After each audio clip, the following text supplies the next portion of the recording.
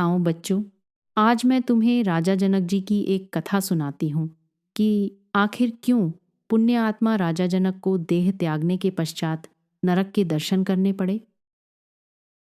प्राचीन काल की बात है। राजा जनक गहरी ध्यान अवस्था में थे। योग बल से उन्होंने शांत मन से अपने शरीर का त्याग किया। तभी आकाश से एक दिव्य और प्रकाशमय विमान प्रकट हुआ। राजा जनक अपने दिव्य रूप में उस विमान की ओर बढ़े। वह विमान उन्हें लेकर स्वर्ग की ओर बढ़ चला। रास्ते में वह यमराज की नगरी के पास से गुजर रहा था। तभी नीचे से हजारों पीड़ित आत्माओं की करुण पुकार सुनाई दी। हे पुण्यात्मा राजन, हमें छोड़कर मत जाइए। आपके शरीर को छूकर आने वाली वायु का स्पर्श पाकर हम यातनाओं से पीड़ित नरक के प्राणियों को बड़ा ही सुख मिल रहा है। उनकी पीड़ा देखकर राजा जनक का हृदय द्रवित हो गया।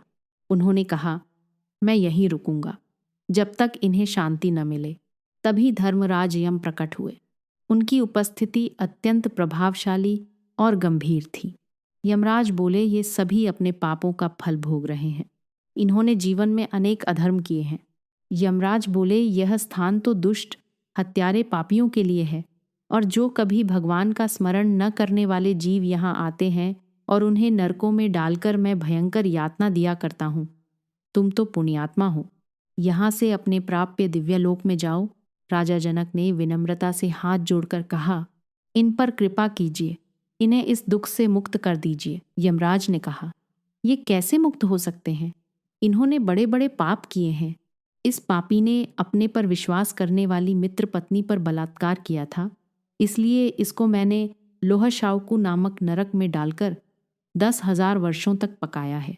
अब इसे पहले सूअर की फिर मनुष्य की योनि प्राप्त होगी और वहां पर नपुंसक होगा। ये दूसरा बलपूर्वक व्यभिचार में प्रवृत्त था।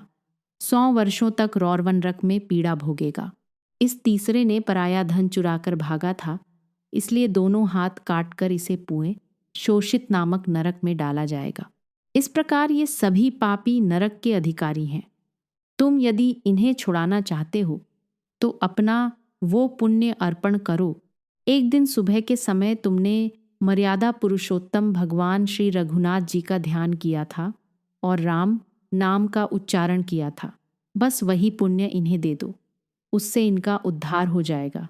राजा जनक ने बिना एक पल सोचे अपना समस्त पुण्य दान कर दिया। वो सारी आत्माएं स्वर्गलोक चली गई। तब राजा ने धर्मराज से पूछा, जब धार्मिक पुरुषों का यहाँ आना ही नहीं होता, तब फिर मुझे यहाँ क्यों लाया गया? यमराज बोले, एक बार आपने एक गाय को चरने से रोक दिया था। उसी छोटे से पाप के कारण आपको यहाँ आना पड़ा। यमराज ने कहा, परंतु यही ईश्वर की योजना थी। आपके आने से इन सभी दुखी आत्माओं का उद्धार हुआ। राजा जनक ने धर्मराज को प्रणाम किया और फिर दिव्य विमान में बैठकर परम धाम को चले गए। यह कथा राम नाम की महिमा बताती है कि मुख से अकस्मात लिया गया राम नाम लाखों पापियों को मुक्त करने का सामर्थ्य रखता है। इसलिए हम सबको भी राम नाम का उच्चारण करते रहने की आदत बना लेनी चाहिए। अच्छा बच्चों, अगली बार हम फिर मिलेंगे एक नई कथा के साथ। तब तक के लिए राम राम।